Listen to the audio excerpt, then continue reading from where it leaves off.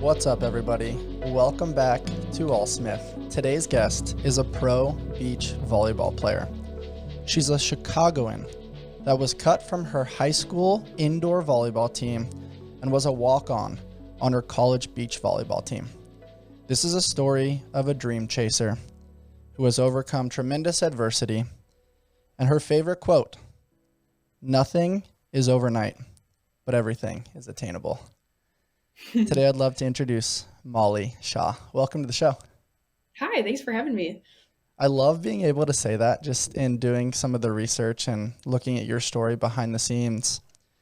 I really wanted to start by introducing you as a pro beach volleyball player, just because of the irony of getting cut early on in your high school days.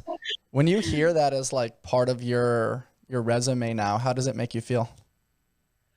Man, I forget to look back a lot. I forget to remember where I came from, which is nothing. So when you say like that and you make me think about it, I think it's so special to actually like swallow that, because I'm still in the spot of like feeling like I have to prove myself, and to actually think about where I've come and like where I'm going, it's really special. So thanks for making me think about that. Absolutely. I mean, I think Baker Mayfield, who was drafted into the NFL a few years back, he had this phrase that he titled the walk-on mentality. hmm And I think there's something to that, right? Like just being able to intrinsically have this belief in yourself that you are going to make it, or at the very least, you're going to squeeze every ounce of juice out of that orange to try to make it. Yeah. But simultaneously, you have this chip on your shoulder of like, man, they cut me. They didn't believe in me, and I'm going to prove them wrong. What does it Yeah. feel like to kind of self-reflect on that? If you look back to your high school days, like what did that feel like to be cut? It was a lot. I think whenever something like that happens to me, and I say it that way because it does continuously happen, like I'm consistently feeling like I am having to prove myself, like I said, and there's a lot of examples of that. And um, that feeling the first time it happened just felt like my world was over. Like this sport that I gave a lot to was like, no, we don't want you.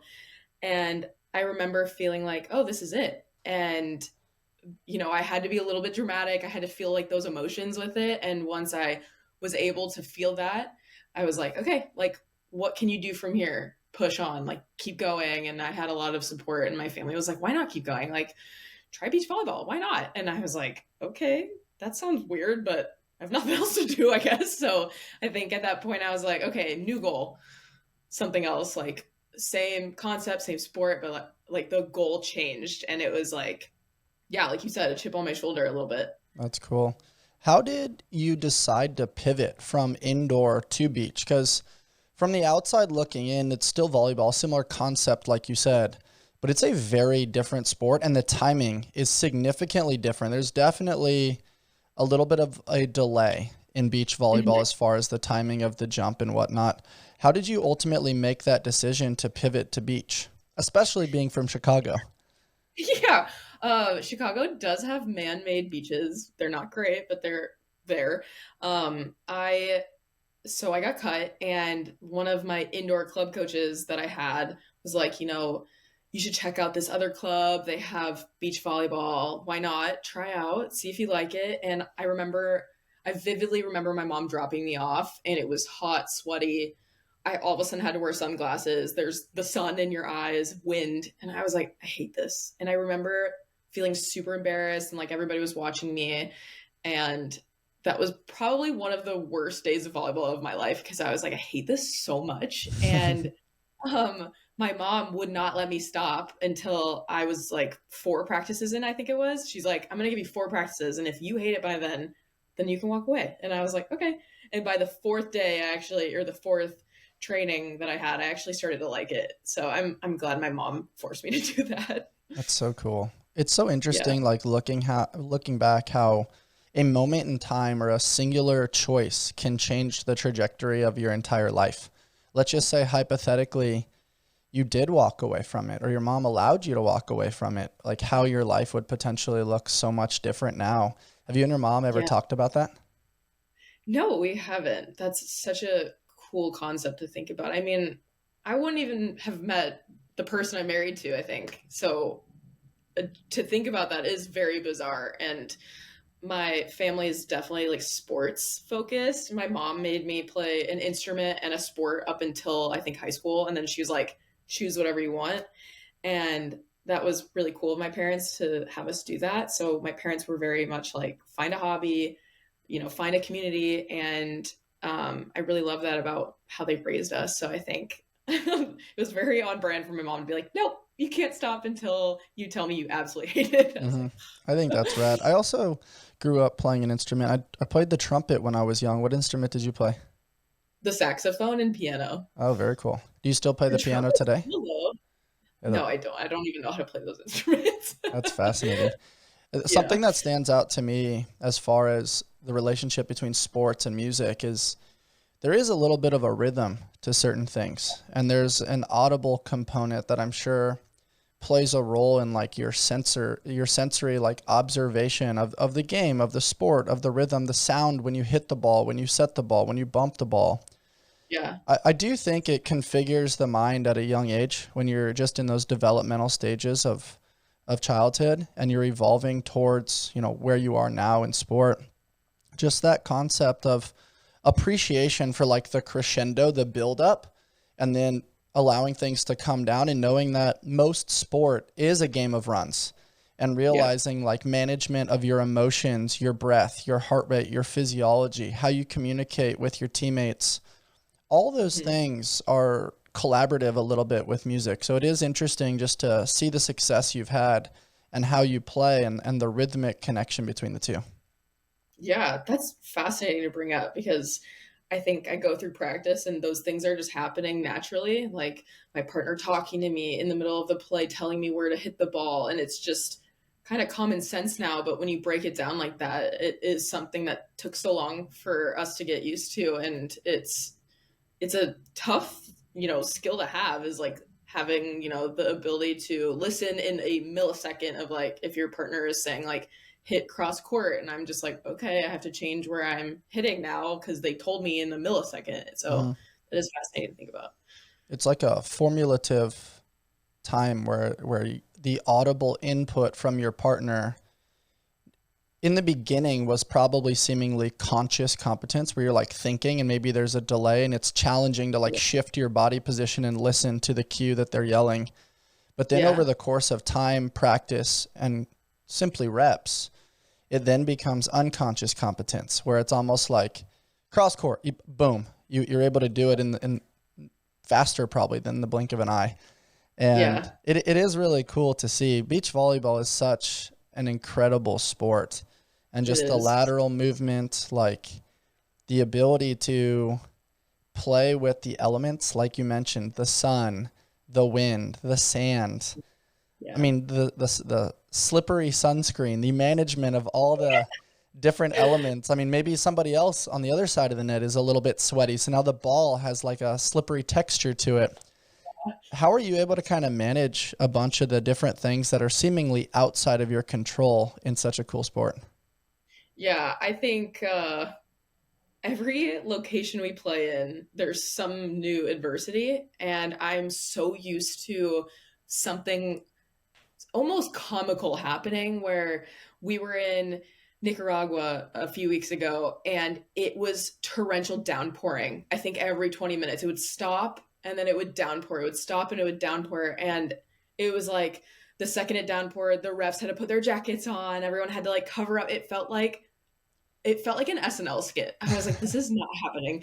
And so I was like, when you're in the game and you're like, oh, I hate this feeling, this is so uncomfortable. It's like, okay, this is probably going to prepare me for the next time it happens and to just kind of get used to it. Like, I always think about how the other side of the court is experiencing the exact same issues. Hmm. And it's not just me because it does feel like, you're the worst person on the court right now because you're dealing with the elements because, like, you are inside of yourself. And you always have to remind yourself, like, hey, the other side of the court is dealing with the wind, has the rain on their side as well. And that definitely helps. It still is very uncomfortable, though. For sure. It's a great bit of insight, though, into your self talk and realizing that it is very easy to fall into that. Poor me. This is really shitty and I'm really uncomfortable. But now as you've gotten a little bit older and more experience under your belt, it's almost like, poor me. Yes, I'm going to acknowledge that, say hello to it, but then it's not going to hang out because it's not allowing me to improve and there's no return on investment for it. And then also realizing that you're not alone, that other people are going through the discomfort as well. And then seemingly that little chip in your head that we discussed previously, you're like, well, if they're going through it and I'm going through it, well, I'm going to win. I'm going to figure this out better than they are. I'm going to show that I'm unbothered by this. And it becomes this little cat and mouse game, not just with yourself, but with your body language in relation to the other people on the court. Free is the way to be. Life beats us up a bit and causes some bumps and bruises, but that doesn't mean we have to stay on the sidelines. This is why we've partnered with Kinyon Labs. Get back to doing what you love with this incredible portable device designed to get you back in the game. Kinyon is on a mission to move people from pain to possible with their top-rated red light therapy and laser solution, which tackles inflammation along with muscle and joint pain quickly and effectively. What I love is that it's portable and rechargeable, making it easy to actually incorporate into my everyday life consistently. It's small and lightweight, so you can throw it in your gym bag or work bag or even an overnighter. Kinyon's lasers and LED combo make this cutting-edge device extremely versatile for use with general aches and pains, as well as chronic back pain, arthritis, post-surgery recovery, endometriosis, and more. This has been an amazing tool keeping my elbows and knees pain-free for pressing, pulling, and squatting in the gym. Great tools like the Move Plus give me the freedom and flexibility to continue living life on my terms without limitations. There are a lot of reasons why over 15,000 people are using this device and rating it 4.7 stars and above. Head on over to kinyon.io and use code AllSmith at checkout to begin your pain-free journey. Yeah, I mean, self-talk is everything in beach volleyball because you can't sub yourself out. So it's seriously, if you're in a game and you see the other team, one of them is like mentally not there, or they're getting really angry, or their emotions are up and down, it's like, okay, go at them. It's like immediately a shift. And I think, for yourself, being able to hide it, because there are self-doubt and there is like all of this uncomfortableness at every point of the game. Like if you're getting served, it's kind of like, oh my God, am I the bad one? Like, why are they going at me, kind of thing? And you have to like get through it and kind of fake it. If you're not feeling confident, you have to fake it. And if you don't, I mean, it goes downhill really fast. No, totally. I think the phrasing that most people think of it as is they have to have the thing to do the thing to be the person. And what I mean by that is like, if you're being served, you almost think like, all right, I have to have my hands a certain way. I have to have perfect elements when the ball comes over the net in order for me to do the thing, bump the ball appropriately to my partner, and then I will be the good returner. But in reality, it's what you just said. You actually flip the order. I have to be the person that does the thing, and then I will have the success. And so I love the way you phrase that around, like, maybe there are times where you have to fake it, and your self-talk has to be, I don't know what scouting report they had, but I'm a great passer right now, and I'm about to show them. Right? Yeah, totally. I love that mindset. That's cool. Thinking about self-talk, something that I pulled here, which is very special in an article that was written about you. It's very interesting because you're still in your 20s. You're still very young. We're looking at an era of social media, the technological revolution, which is fast, dopamine, quick results. Everybody wants it now. Uber Eats culture, Netflix culture, press buy, it needs to be there. I don't want to wait. If there's an internet lag, I'm frustrated. And you said this as you were transitioning into your AVP success. Nothing is overnight, but everything is attainable. How were you able to develop this concept of delayed gratification at such a young age, overcoming so much adversity? Yeah. I mean, it's been a process. I think I've gone through a lot of growth. I used to be one of those athletes that would be very angry and aggressive and like the very emotional person on the court. I would be like the loudest person, and because I wanted it so bad. Like I wanted it now. And I think as I'm aging, the more I give that energy to what I'm doing, the slower it comes. And I think that it was like working in opposite. And now I'm like, okay, obviously like patience is needed through all of this. I can't just like become an Olympian tomorrow. Like I have to work for it. So I think that's kind of how I've always viewed it. And my other favorite quote is beware the underdog. I actually have it tattooed on my body, and that's just kind of how I see myself is like you said, another chip on my shoulder. It's like I get on the court and I'm looking at them like, okay, maybe you have a name, but like I'm not supposed to win this game. So this is gonna be fun when I beat you, or this is gonna be interesting if I, take you to three, or if you're like put in a corner. So that kind of all wraps up together for me. I think it took a lot of growth, and I'm still growing through it, through the patience. Very It's not well my said. best. And the concept that Yeah. comes to mind for me there is just the lion that's climbing the mountain is a lot Mhm. hungrier than the lion that's at the top. Yeah. And so True. inevitably you're climbing to try to get to that Olympian status. And Yeah. I think it's very cool that you are so married to the process and divorced from the outcome, because the outcome's not always in your control. Yeah. That's cool. What was your upbringing like? What other sports were you involved in when you were really young? And did you have siblings that you had maybe little battles with, or what kind of added like fuel to the fire in your competitiveness? Yeah. I have two older sisters. So you're the We baby. all, yeah, I'm the baby. My two older sisters and I were the same concept. We all had to play a sport and an instrument when we were growing up. And so we all played softball, we did basketball, soccer, cheerleading, we did everything. And I think that some things we did camps for, and if my mom noticed that we were really checked out, she'd be like, okay, maybe we'll do more soccer or we'll do softball. But my other sport that I was better at was softball. And I remember my mom making me like want it so much, and her being like, if you want this, you need to train for it. And she would pull me outside, like, and we would go through, like, I was the pitcher, so I would be pitching constantly to my mom, and my mom would be my catcher because she also played.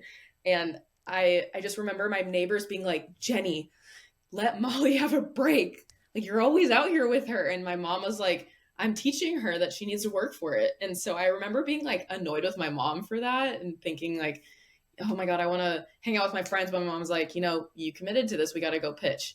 And I'm like, ugh.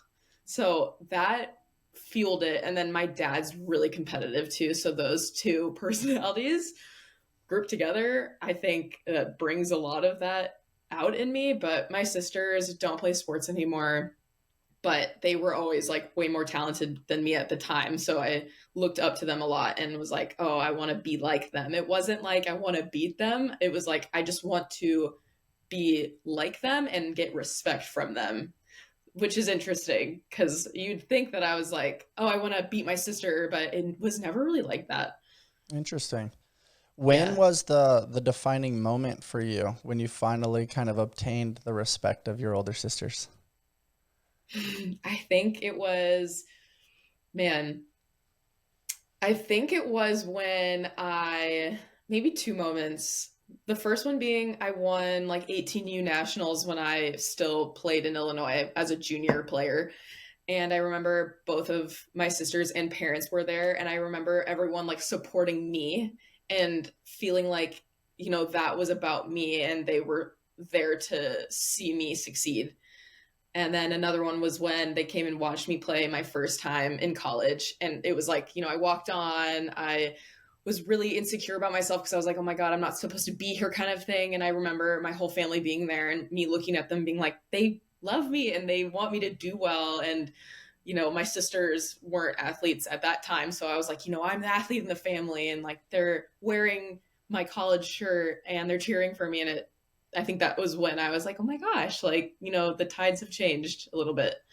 Wow, that's amazing. I like the way you described it with so much imagery because I'm almost imagining myself in the stands, like watching you have that moment where you like peek up and you see the family there. Yeah, yeah. I mean, it's very vivid in my mind. That's super cool. So you got Mhm. cut from the indoor team. Then you decided to transition to beach volleyball.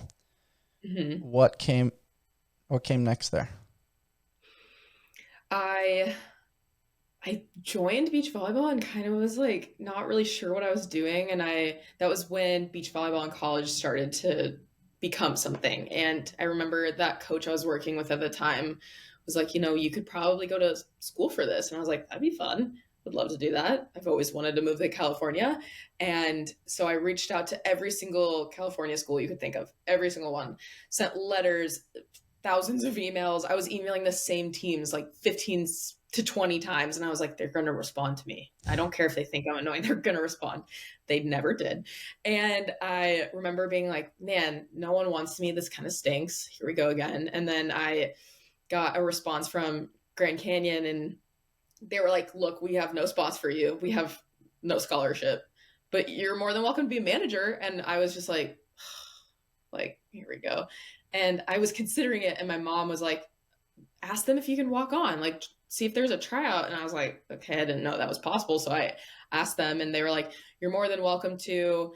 We're not paying for like the travel. Like, we can't help you in that sense. If you come to the school and try out, like, we can't promise you a spot. So that's basically on you. If you come to the school and you get in, like, you're in college here, but you may not make the team. So I was like, okay, well, all right, I guess I'm going to the school because I'm going to try on. And so for some reason, after that email, I was like, let's go. Like, I'm going to be on the team. And my mom was like, you got to try out first. And I was like, okay, but I'm going to make it. Like, if I'm going, I'm going to make it. So That's so yeah, cool that you had such confidence before even getting there.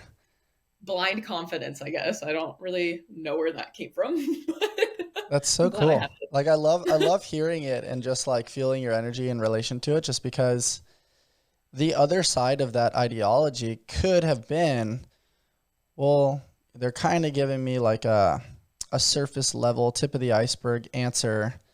They're not really familiar with my maybe your accolades or your Yeah. track record up until that point. They've never even really seen you. Yeah. And then what's the comparison? Who else is coming in? Who else have they sent that same email to?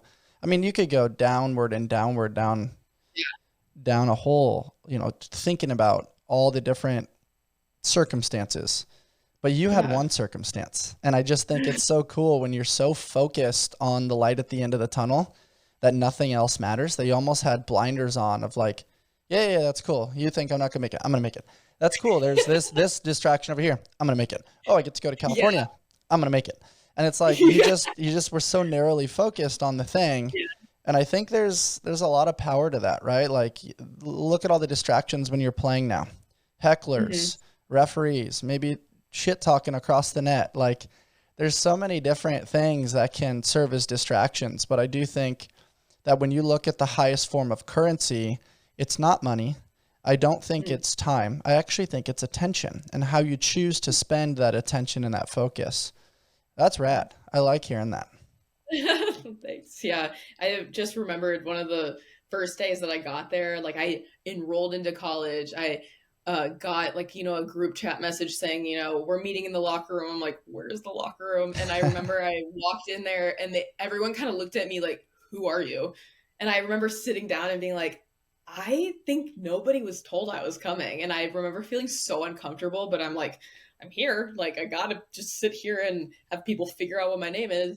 And I remember feeling like so uncomfortable, but like, okay, if this is where I have to be to like get into a tryout, then I have to be uncomfortable right now. But I just remember like little me sitting there being like, oh God, what is happening? Wow. So weird. I like that you said, I'm going to sit here and everybody's going to figure out my name. Yeah. What floats to the surface for me is I'm going to make these people remember my name when it's all said and done. Yeah. Yeah. I think, subconsciously I probably had that at the time. And I mean, even now. And I think it was, yeah. was like, you're going to tell me no so many times, maybe, or maybe so many times, but I'll try and prove you wrong. And if not, I'll prove you wrong. And I think that's what has happened. And I've been really lucky that I've been able to do that and perform at a high level. So I'm really thankful. That's cool. What was the tryout process like when you got there? Was it one session or was it like a series of days? What did that look like? I think it was a week, if I'm remembering correctly. And I was just kind of in their practices, and I was lifting with them too, but I didn't get any gear. So everyone had gear and I didn't yet. And I was very much like, what is the term? I was just like sticking out like a sore thumb. Like it was so obvious that I was the odd girl out. And I remember leaving every single day being like, okay, did they partner me with a good person? If they didn't, why do you think that was? And I think that that's where like a little bit of the insecurity started to pop out, because I was like over analyzing things like, okay, why didn't the coach come over and talk to me? Should I have talked to them? And so as much as there was like a lot of like blind confidence, there was like, okay, am I doing this right? This is my one chance. And I think it was a week. And then after, I remember going up to the coaches and being like, okay, I'm not going to wait for them. I'm just going to go up to them and be like, when can I come to your office this week to talk? Because I felt like if I was passive about it, I might not have that opportunity. Like, I don't even know where their offices are. So it was like, it's now or never. Like, I got to go talk to them. I really like that you took the initiative there because, I mean, looking at Division I sports, it's really easy to not actually get a fair shot. Oh, you want to try out? Cool. Yeah, just show up. And like, they're not really watching. They're kind of throwing you off to the side. You're not really getting gear. You're just kind of like somebody that's full of piss and vinegar and like enthusiasm in the beginning of the year before they just like trim the fat and iron out the wrinkles of the roster. But it is cool that like, not only did you just keep showing up, but like you kept inserting yourself in the mix. And then when you felt like they weren't, giving the attention maybe that you deserved, or there wasn't appropriate conversation or communication, you're like, well, I'm not going to wait. And I'm going to walk right up to you and we're going to have that conversation. I truly believe, I say this often, that the most successful people are comfortable having uncomfortable conversations. Yeah. And I think you having that skill set at an early age combined with this tremendous focus plus the competitive edge to have the underdog mentality, to really believe in yourself, helps myself and our audience really understand your mind and why you are the way you are. And maybe those pillars can be a subtle takeaway that people can integrate into their own lifestyles now. Yeah. Yeah. It's a hard thing to, shift your brain to do if you're not used to it, or if, maybe you've had like a couple months of a little bit of insecurities. It is hard. I mean, I still have moments of weakness where I'm like, like, am I supposed to be here? Like, is this worth it? And then I like snap back. Like, I always give myself like a little bit of time to be a little dramatic and a little emotional. And then I always find myself going back to like, no, like, I'm going to keep going. So thankfully. That's cool. Do you have any strategies or tactics or methods that you use to get yourself back on track? Is there a meditative practice? Is it talking with your husband? Is it journaling? Is it music? What's kind of your process to get back on the right track when you've subtly fallen off a little bit? The Trident family taught me something really important this last year, that we are all a bundle of stories, both good, bad, and everything in between. All of their cold brews remind their customers that they are part of something bigger than themselves. I start my day with the Sweet Cream Cold Brew as I am prepping my mind and body for fitness, service, coaching, and podcasting. With various locations in San Diego, they offer over 14 nitro cold brews and a variety of specialty drinks. You can find the perfect brew and pair it with one of their treats from the Keto Bakery. You can check them out over at tridentcoffee.com and use code AllSmith to take your coffee experience to the next level. I think it changes depending. I think a lot of it is like having quiet space, quiet time with myself to really figure out what I'm wanting and what is maybe not working, and addressing like the deeper core issue. And typically most of the time it's like a lot of like childhood insecurities, and that's kind of like where it comes from, and addressing, maybe the past and like bringing up old memories. And I also go to therapy, so that helps a lot. And I think addressing that stuff and pulling it out and being like, okay, this is actually why you're wanting to walk away from the sport. This is actually why. It's not that you want to, it's an old insecurity that's popping up, and having quiet time, meditating. And, I like to do yoga and all that good stuff. So I think that is probably what works best for me. I like that. I'm excited to hear now how you got to California. Like getting out to California, we talked about it briefly offline. That's not an easy move. And you were not only focused on training and school, but then there's the whole I need to make a living thing going on. And you seemingly had 6 jobs, and you were jumping from job to job to job, never regretting your move, just finding a way to make it happen, managing yourself in the in-between to maybe shift uniform or get a quick shower or a quick bite of food here. How on earth did you do that, Molly? 6 jobs? That's a lot. 7 if you include volleyball. I look back at it and I'm like, I was crazy.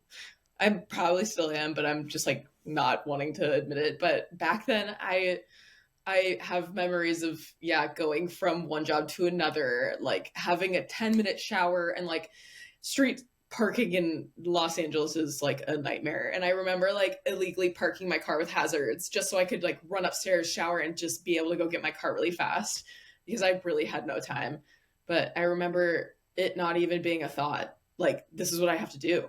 And I remember not wanting to like burden my parents that much, and thinking, if they see me work this hard, like they're going to be okay with what I'm doing. And maybe I'm suffering right now, but I won't be suffering for much longer. And that was kind of the concept. I didn't really like any of the jobs I had, but I was like, okay, I met a lot of really cool people through it, and had a lot of lessons through it. So right now I look back on it, I'm like, it's cool that I did that. But in the moment I was like, that was a lot.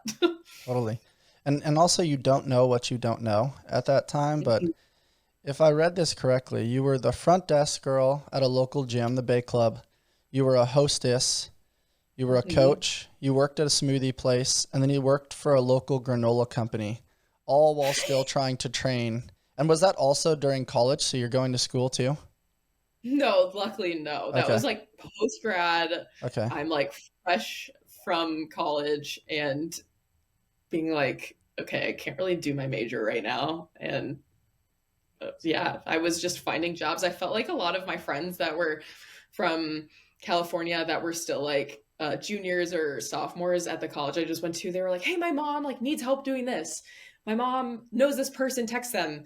And that's how I got a lot of the jobs, was like connections, mutual friends. And if I didn't, I don't know how I would have gotten those jobs, because I had no experience doing any of that stuff. And I feel like it had a lot to do with like the connections I had that made those possible. So it's great. That's so perfect in so many ways, because if you don't ask, the answer is always no. So you're asking, showing that like you're not just trying to get, you're not just asking for like a donation, you're willing to work.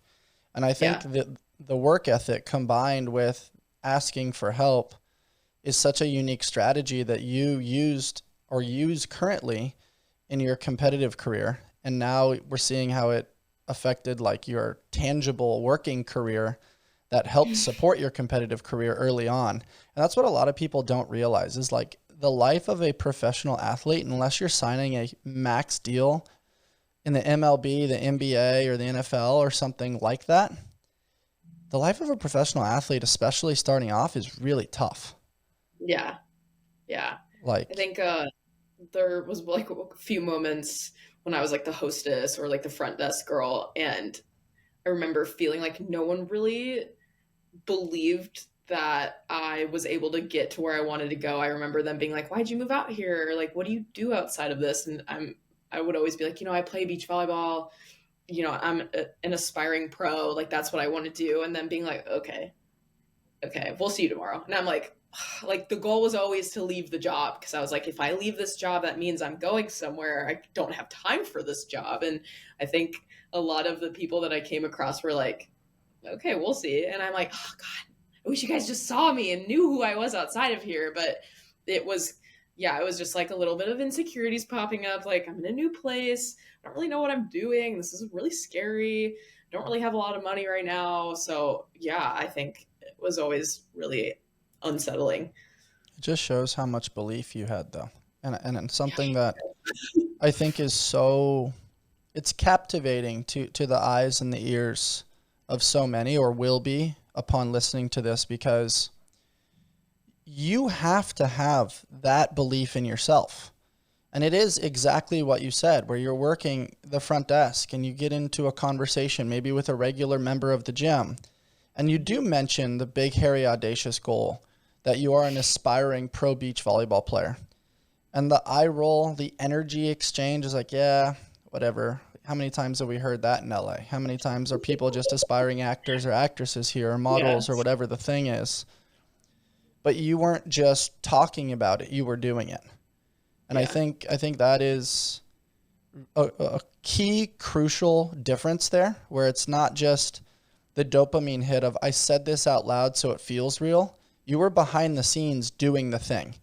And then as a Yeah. byproduct of doing so much work in the dark, you eventually were going to shine in the light. And if people didn't believe that it was going to happen, I guarantee you would have inserted yourself somewhere in the Pro Beach Volleyball Tour, which is really cool. Yeah. Another note that I want to throw out, and I've felt this tremendously in entrepreneurship, and I hope I don't bastardize this, but it's coming up, and I think you'll be able to relate. In the pursuit of high-level success, you have to go through the lonely chapter, where you don't really relate with the old friends anymore, because maybe they're students and they're focused on going to school and their majors. Maybe there's some party lifestyle. Sounds like you had no time for a party lifestyle. And also, like, you were so focused on the goal that you had to work all these different jobs, and maybe other people had some family money, or maybe they had one job that paid them well. You're doing the dance. And so to me, that is the graduation of who you were. And then that's the in-between. That's the lonely chapter of feeling misunderstood. You're by yourself. It's management of your emotions, your thoughts, maybe a few really long, tearful conversations with your parents and your close circle. And that goes on for a long time. It's like being in a cocoon, wondering, am I going to become the butterfly, or am I going to become a moth? And you're not really sure. Or is there even another side? Is this where the dream ends? Yeah. And you just kept fortifying and sharpening your sword, your resilience, your adversity, to eventually get to the other side. And now that you are a butterfly, you're starting to fly, and people are starting to take notice, and you're hopping on podcast tours, and you're working your ass off to try to become an Olympian. Narrating it in that way, would you agree that, like, the lonely chapter fucking sucks, Yeah. but you got to go through it in order Yeah. to prove to yourself and develop this level of confidence that you are who you say you are, and you're going to do what you're in pursuit of doing? Yeah. Yeah. There was a lot of times like when I'm a very white or black person. Like I'm not a very gray person. Like I'm very like 100% or zero. Like, and for volleyball, it was 100% all the time. And it was really even hard for me to go home for holidays and relax. I was always like, I have to go to the gym. Like I need to go work out. I need to get reps. And my parents were like, you're insane, but like we love you, so okay. My sisters would always be like, are you gonna go to the gym today? I'm like, yes. And I remember feeling like I had to eat certain ways, and like my family was so supportive and super great about it. But I look back and I was like, man, I was crazy. Like I did everything I could do so that I could get to a point where I was actually succeeding, because I felt so behind. Coming from Illinois, and some girls started beach volleyball at the age of like 8, and I was starting beach volleyball at the age of like 17. So I was like, I have so much catching up to do. Like I need to be perfect with all of my decisions.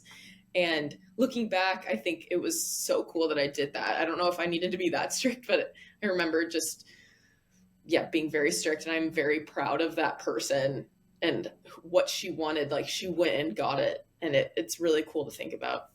That's rad. Also, if you didn't become that person at that time, maybe you would have wondered what if, Yeah. right? So it's almost like you have to have the courage to go too far to then realize like, oh, okay. Now I'm understanding, the boundaries or the barriers that, Yeah. lead to the success.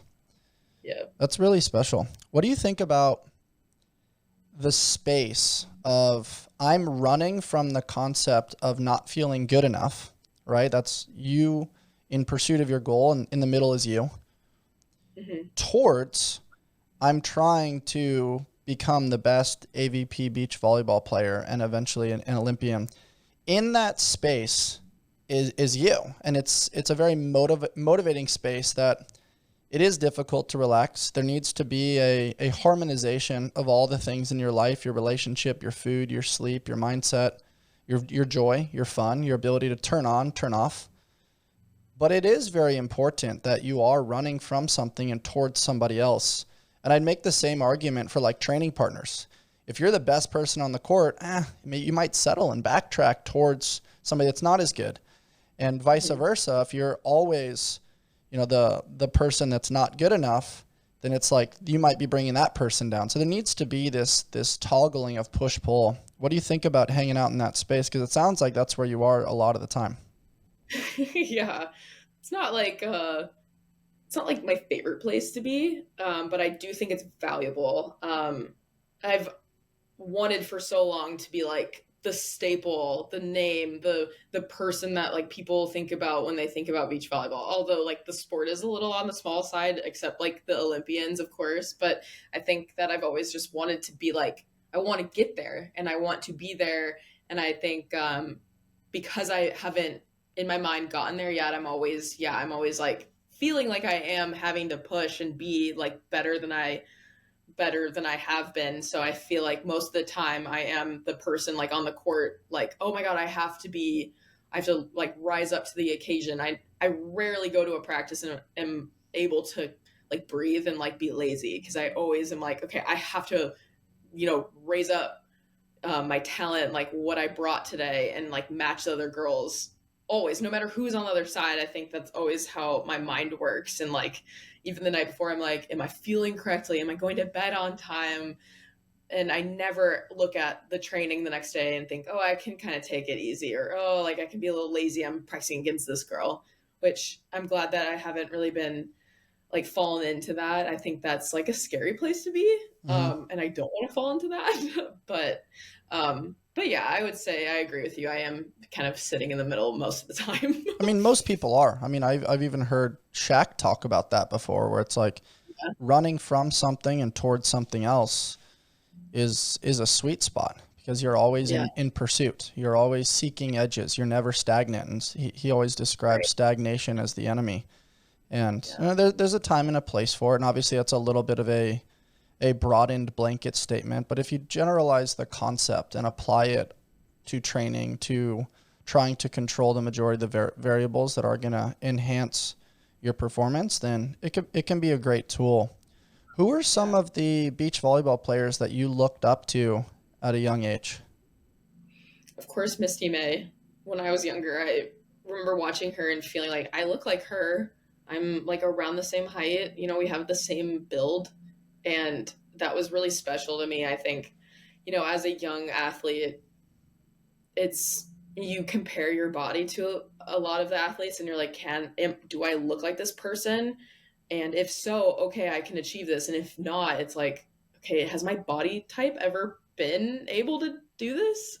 And it's sad that that's kind of where, a lot of females sit.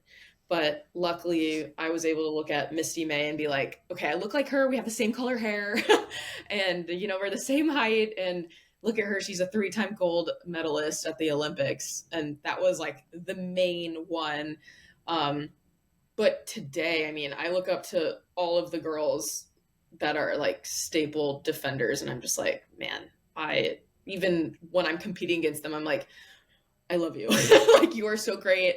I look up to like a lot of the things you do. And I think that's important because it's really easy to fall into like jealousy and envy and like, oh my God, I hate you because you're better than me, or like, oh my God, you're succeeding and we're at the same like level. But I always look up to the other girls and I'm like, okay, like that's the next thing I need to put in my toolbox that she does. Or, wow, that's incredible what she just did. I need to think about that at practice the next day. And that's kind of how my mindset is. That's cool. It's almost like with your sisters. You're not necessarily always trying to beat them. You're trying to relate, and you're kind of taking what you need and leaving the rest.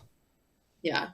That's Yeah, which I never thought of that, which is funny because I feel like my sisters and I do have like some competitive like energy between us. But yeah, it's interesting that you brought that up because I'm like, man, maybe I wasn't that competitive with them. that's funny. Maybe I just love them. You briefly did it a moment ago in relation to Misty May, but how would you describe your game, your volleyball game, and the things that you're probably top 10 in the world at? Hmm. I I'm undersized. I'll say that. I'll preface that because you can't see my height right now, but I am undersized, and with that, I need to be really creative. I need to confuse the other team. The game is a chess match, and I can't do a lot of things that the bigger girls can, and that's fine, but I need to figure out how to outsmart the other team. And with that, I think that that's my best trait is being creative, having the ball control to do that stuff. And by being creative, I mean running a fake play where I, go one way and come out the other, and the other team's like, wait, I did not expect that. Or, going over on two instead of three. It's kind of just like making the other team be like, what is Molly doing at all times? So they're not, able to breathe and like set up the next play and be like, okay, she's going to go line. It's like, okay, is she going back? Like, what's happening? And that's like what I pride myself on, is like mixing things up because I have to. Move fast and break shit.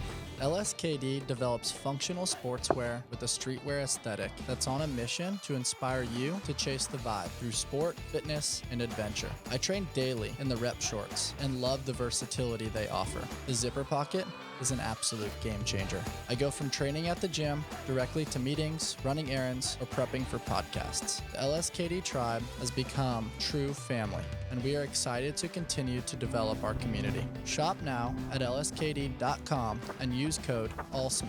We chase the vibe here at AllSmith. Let's all become 1% better every day.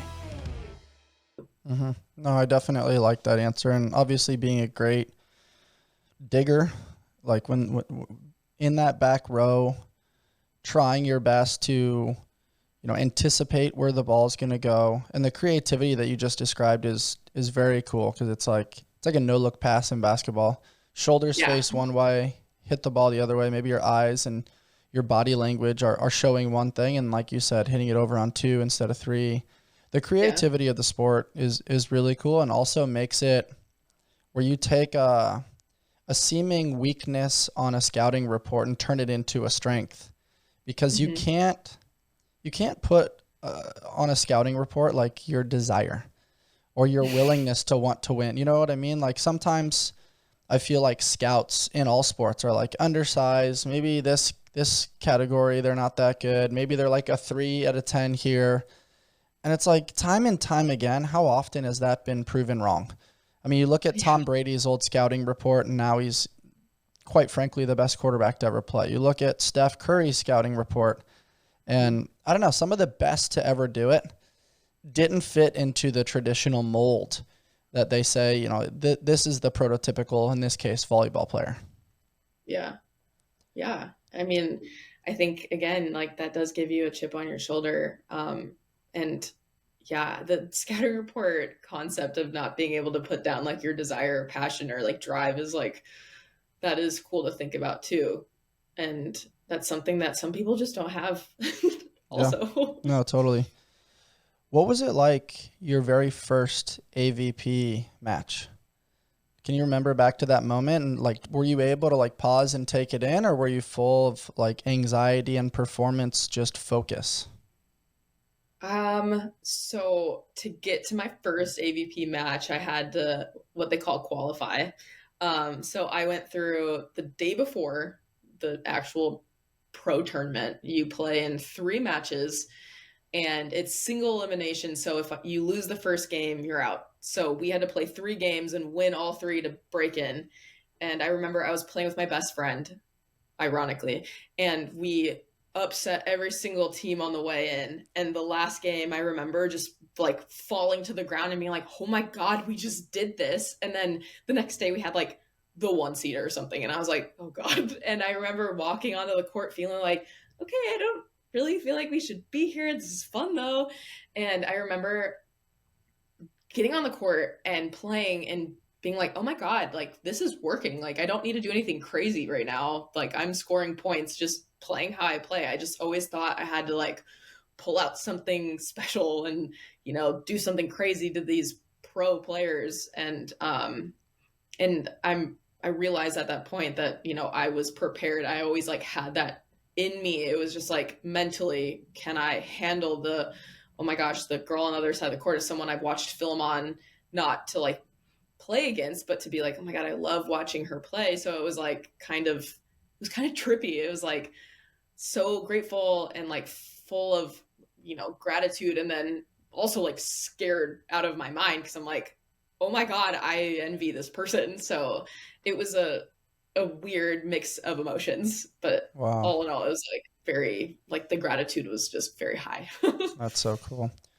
Yeah. What was 2018 like for you? You've mentioned that was one of your best years, not the best, but one of your best years on the tour. And that seemingly feels like a blink of an eye ago. But here we are in 2024. What was it like in 2018 where you kind of solidified yourself as a pro player? That was a fun year, I think, for me, because it was like first year out of college. I'm like working 6 jobs. I'm like, okay, it's do or die kind of thing. And I remember, qualifying the first time and being like, oh my God, I did it again. And you have to qualify a bunch of times and like win games in the pro tournament to like stay there. And I remember the girl that I was playing with, we did it over and over and over again. And I remember just being like, okay, this is a sign. Like I meant to do this. Like I have worked to be here. This is my place. This is where I can remain. And I think that's what that year meant to me, was like the upsets, the underdog mentality was like at an all-time high. And I was like the new kid on the block, as was a lot of other college players too. But I remember inside of myself being like, okay, underdog, let's go. Come on. Like every girl I play, it would be an upset. And so I think that is what made it so much fun for me that year. That's so cool. So at that time, you solidified yourself as a pro. What changed? Was there a change in your training? Was it more time on the court, more time in the weight room, more rotational things? What changed as far as training, development, and mindset once you solidified yourself as a pro?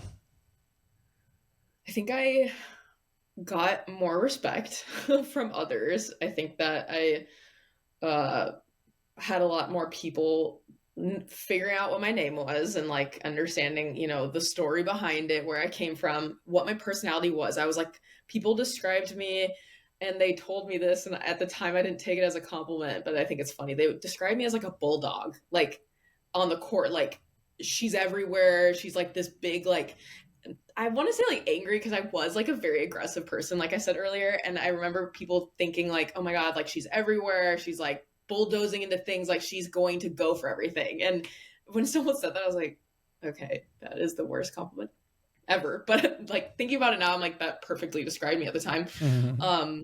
So definitely the respect is different. I was always kind of lifting a lot, training a lot. I was like kind of finding my footing with like a trainer, a routine. But I think what changed the most was my mental game. Like I believing that I could be there got me probably like 5 more points a game. And, like thinking, if I mess up a play, like being able to bounce back faster instead of being like, oh my God, that was the worst thing ever, I'm so embarrassed. But now it's like, no, I'm okay. This has happened before. We're good. So I think it was like the mental game that like really propelled me forward. It sounds like you also not just attained success from others, but also, not just attained respect from others, but also began really respecting yourself and your game Yeah. and realizing Yeah. that it wasn't an accident anymore and that you deserved to be there. Yeah. Yeah. I definitely had to convince myself too. I mean, when you're working that many jobs and if you start to, not succeed, it's like, what am I doing? Oh my God, I'm like suffering for what? And that like obviously didn't happen as much because I was like very thankfully successful that first year. So it was like huge for me mentally to be like, okay, this is all worth it. I want to peel back the layers of the onion a little bit. At that time, what does a day in the life look like? What time are you waking up? What does breakfast look like? When are you on the court? When are you in the weight room? How did you make all the jobs fit? Did you ever sleep? Like, I'm trying to like insert myself into your life Understand? there. Yeah. So job wise, every single day was a different job. I probably worked 3 jobs in one day though, so it would like shuffle around like that. But okay, a typical day, I would pretty much always get up at 6. I would get up, have like oatmeal or some sort of like a carb for breakfast. I definitely was like dabbling with like dieting and stuff at the time, which that's like something else. But at the time, I was dabbling with all that stuff. After I would have breakfast, I would drive straight to my trainer. I would work out for an hour with them, stretch, and then go straight to practice. Like the morning time was my training time. And so from lifting for an hour, I would go straight to practice. It would be like 2.5 hours, I would say, in the sand, maybe 3 if I'm feeling it. And then right from there, I remember like running off of the sand, running to my car to drive back to my house, get home, put something in a bowl, microwave it, probably a leftover, and then go to my front desk job. I would work there for like 3.5, 4 hours. Then I would go to the beach from there with my other bag and I would coach. And then from there, I would go home, drop all my stuff, quick shower, and then go to the restaurant. So that would be like one of the days. But I remember getting off from the hostess job at like 10 p.m. and being like, oof, I'm tired. And then like, okay, let's go do it again tomorrow. Wow. Were there Yeah. ever mornings where it kind of hit you like, man, you weren't just looking at the singular task of like, I need to eat and then get to the gym to train? Were you ever thinking like, I have to do this, I have to do this, I have to do this, I have to do this, and almost like feeling overwhelmed by all the things that you were going to have that day, fear of being late to them, the LA Yeah. traffic, the parking situation, miscellaneous things that might be out of your control, maybe like a flat tire or an injury or, maybe not having access to food or appropriate hydration? Yeah. I mean, for sure. I'm a very like check the box girl. And when I have all of the boxes unchecked, I'm like, sometimes, and I hate to admit this, sometimes it felt like my day was just like checking a box. Like, okay, practice just ended. Perfect. I can check it off. And, some of the days it felt like I wasn't really present in the stuff that I wanted to be. Like, it felt like I was giving more energy to the work portion of the day rather than, the volleyball portion. And I think, my life started to shift at one point. The gym that I was working at gave me a full time job. And so I was able to quit all the other jobs, but that wasn't like the ideal situation because it was a desk job and at the time it fit. But then as like time went on, I was like, what am I here for? Is it this job or is it volleyball? Yes, the job is funding volleyball, but is it taking away from who I am on the court? Because there was a lot of days I'm like rushing off the court when I would like to debrief with my team. And so I think that's like as I was growing and aging, I feel like I was able to put my foot down and be like, no, I'm quitting this job. Like, you are not giving me what I need to pursue the dream. Like, I could do this job in Illinois.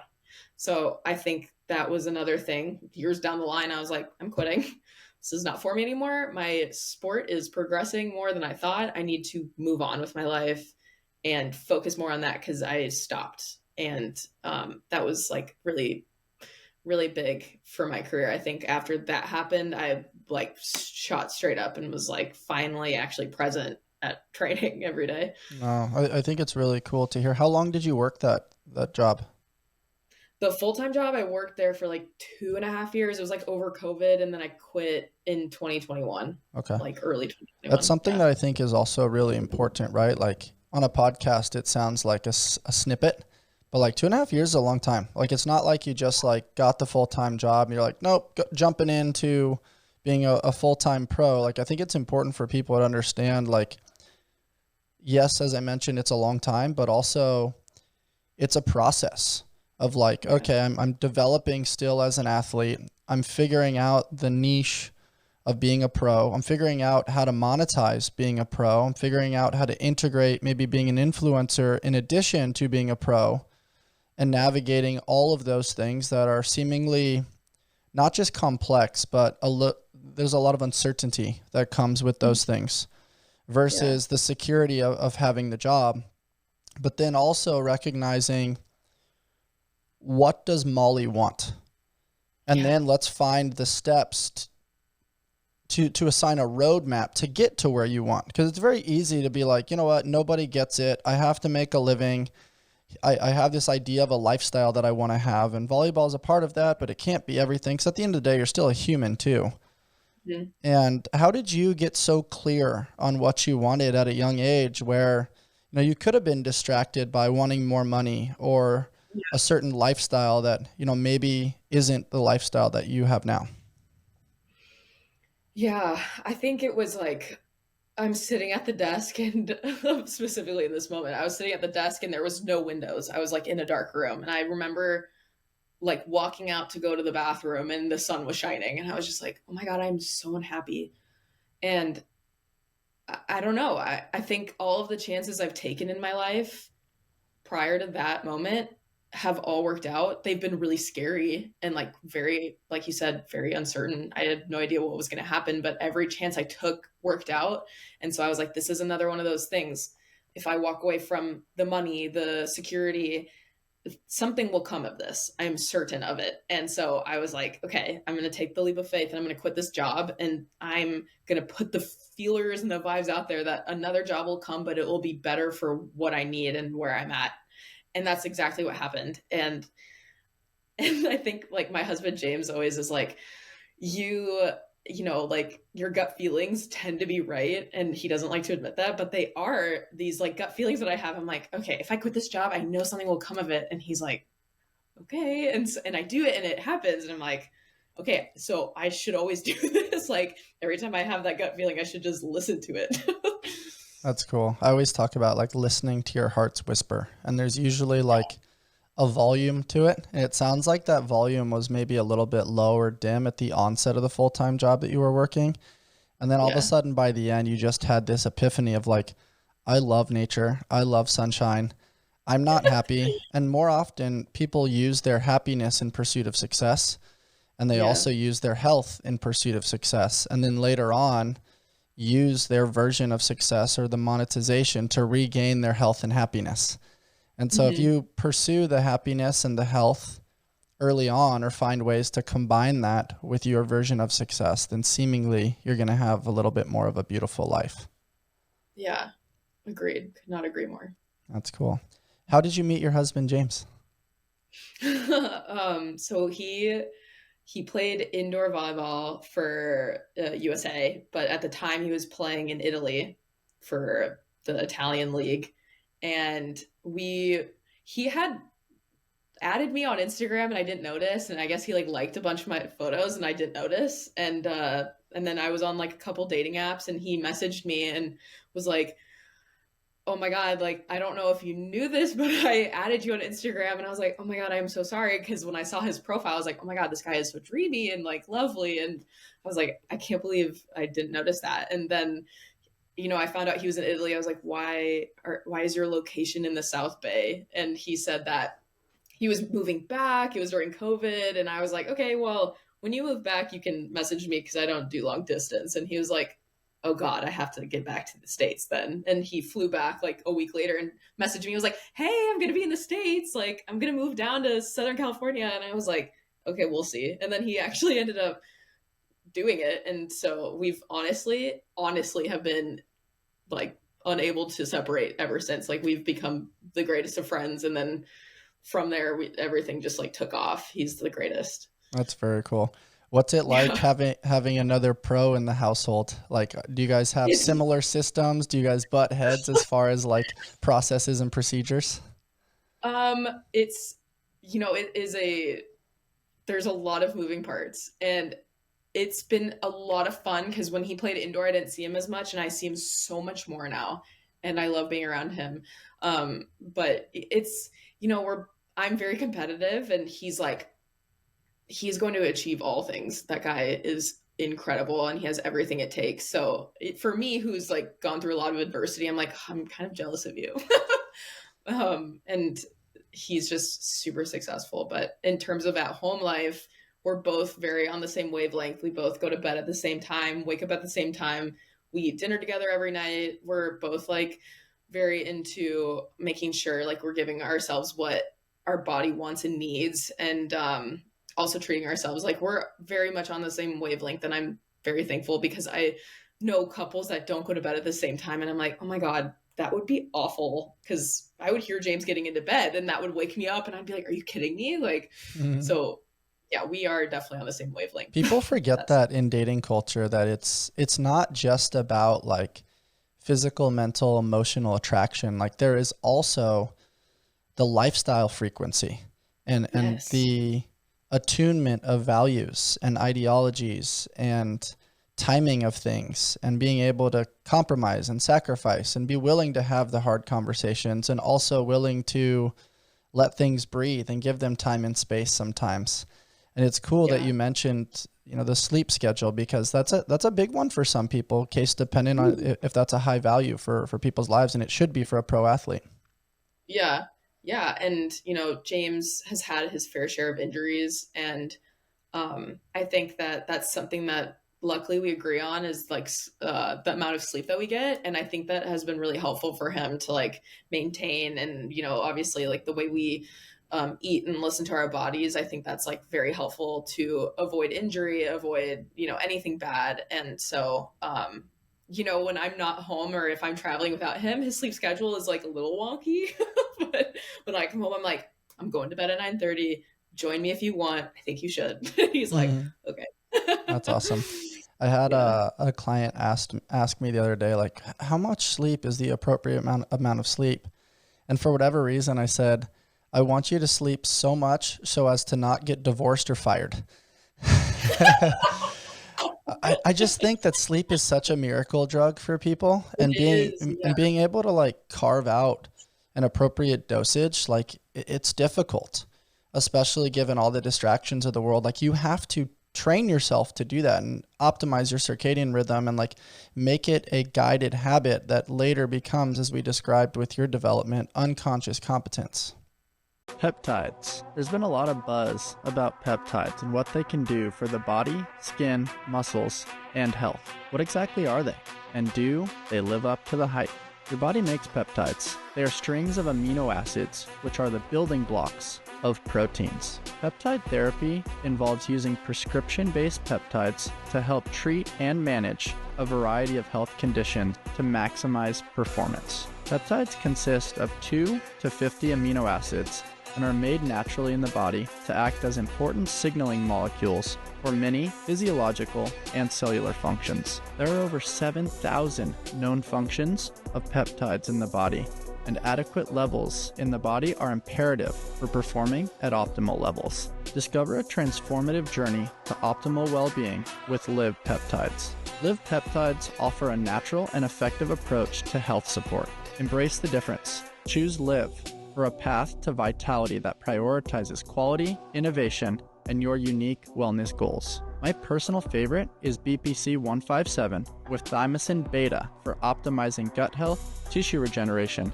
and healing. Head over to livvnatural.com and use code AllSmith for 20% off peptides. That's LIVVNatural.com with discount code AllSmith for 20% off peptides.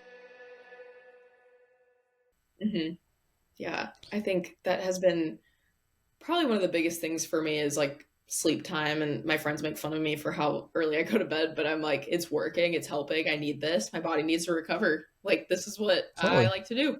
It also probably stabilizes your mood and your ability to get all the Yeah. shit done that you get done in a day. Yeah. Talking about injuries, what injuries have you crossed paths with, and what role has like health and wellness kind of played in your development as an athlete?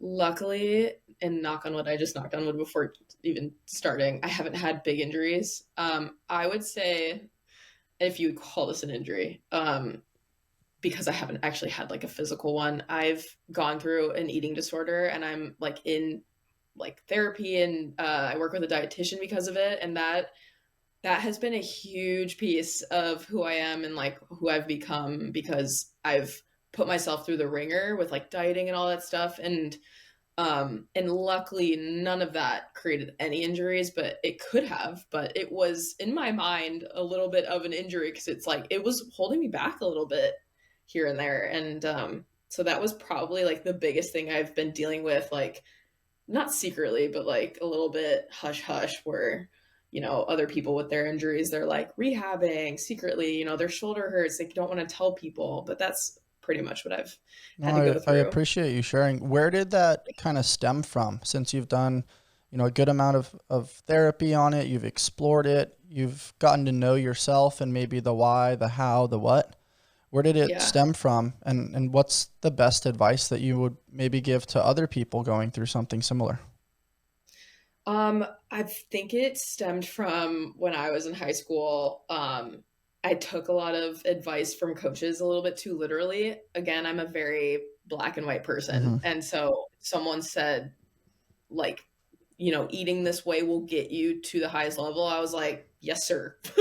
I will do that. I will stop eating bread. I will stop eating pasta. Whatever you say, I will do it because I want to be the best. And I think that's where it started, and it progressed in a negative way in college beyond means. And I think for anyone experiencing it, my biggest advice is to always like go and talk to a professional. I luckily was able to do that myself. No one forced me to do it. I was just like in a headspace where I was like, I can't deal with this anymore. But I would say like speak with someone about it that's not your family or friends. Yeah, third And then party my other, perspective could probably be very yes, helpful. super necessary. And my other advice is that your body is the least interesting thing about you. And that has been a lot, like a very big statement for me to like actually believe, because it is hard, even like male, female, that's really hard to believe sometimes. What do you mean when you say that? I think when I was going through all of this, I'm like, if I am smaller, if I'm skinnier, I'll be better, I'll be more attractive. People will like me more. They'll notice me more. And like, I'll be more interesting. Like, people will want me more. And so when I say your body is the least interesting thing about you, it's like letting go of this narrative that I need to look different to be accepted, to succeed, to blah, blah, blah. Um, because I feel like, in this generation, I think we are, weighing really heavy on like being the smallest maybe version of yourself. Like, that's when I'll finally be happy. That's when I'll finally be liked, or that's when I'll finally succeed in whatever it might be. No, I like the way you described that. The concept of I'll be happy when is Hmm. usually a fleeting concept that you never really get a grasp of, because once that problem's solved, a new problem usually takes its place. Yeah. And so I think it's typically like you talked about in your journey. It's the confidence knowing that when problems arise, that you're going to be able to get through them and solve them and learn from them and acquire the tools necessary to manage them. And Yeah. is that something that you would agree with, management, especially with something like an eating disorder? Because that can knock on your door at any time, especially in a Yeah. social media culture, especially in the uniform of a beach volleyball player being in a bikini. I'm Yeah. sure there's lots of different triggers that land on your Yeah. lap on occasion. How do you manage some of those triggers? Is it through therapy? Is it conversations with your husband? Is it just repeating that mantra that your body is the least interesting thing about you? I think it's all of those things. I've worked really hard to like I think addressing what is happening instead of like pushing it out, and kind of putting a name to it. And what I've done is I make it my like eating disorder voice, where it's like, okay, if I'm like, oh my God, I look fat, or like, oh my God, I feel fat, I'm like, okay, that's not me. That's something else. That's like, it's there. I feel that, but that's not me. What's really happening is this, like, this is what I actually need. And like you said, it is management. It does pop up. I'm definitely on like the end of it. So I've been able to manage it, but there's like still, yeah, thoughts that come through your mind. And I just kind of let them pass through because they do come and I'm like, okay, there it is. Goodbye. No, totally. But I think trying to like push it down all the time, you don't like actually address it, or yeah, at one point let it go. You're just like, okay, it's there, but like pushing it, it's gonna like pop up at one point again. No, I think that's a really healthy way to describe it. And also, there's probably lots of other factors that can create buy-in with an appropriate eating style. And that could be, how is your sleep? How are your hormones? How is your mood? How are your inflammatory markers? Can you play with blood work maybe quarterly or a couple times a year? What is your performance like on the court? What's your communication strategy? Is your brain fog? Are you enjoying your food and using food as the different things that I've seen you post on one of your pages, which is like, food is many things. It's not just fuel. Sometimes it can be indulging. Sometimes it can be celebratory. Sometimes it's, hydrating or experimenting, among other things. And so food is flexible. It's variable. And I love that you've really worked hard to overcome that challenge in your life and manage it. But also what I really love, Molly, is your willingness to be vulnerable and share that with the world, and grants others the permission to be more vulnerable and learn from your example, and realizing that you don't have to hide that element of yourself and that it can float to the surface, and it doesn't need to be weaponized against you or judged.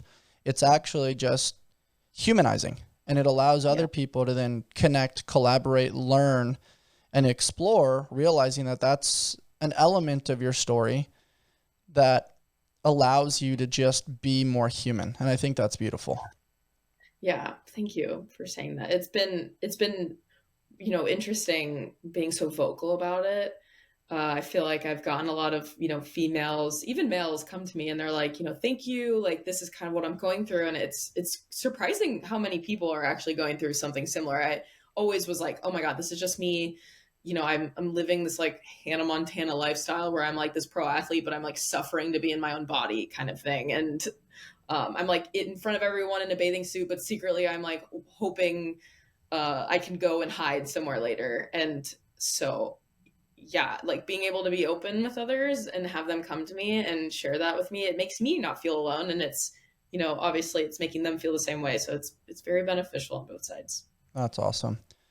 I think that's a really great place for us to wrap it up. I think it's awesome that it came full circle. I wasn't sure if we were going to get a chance to talk about the challenges with food. And I think it's just rad that we were able to kind of go through the Molly Shaw journey from being cut from the indoor volleyball team to pro beach volleyball player, and realizing that it doesn't happen overnight.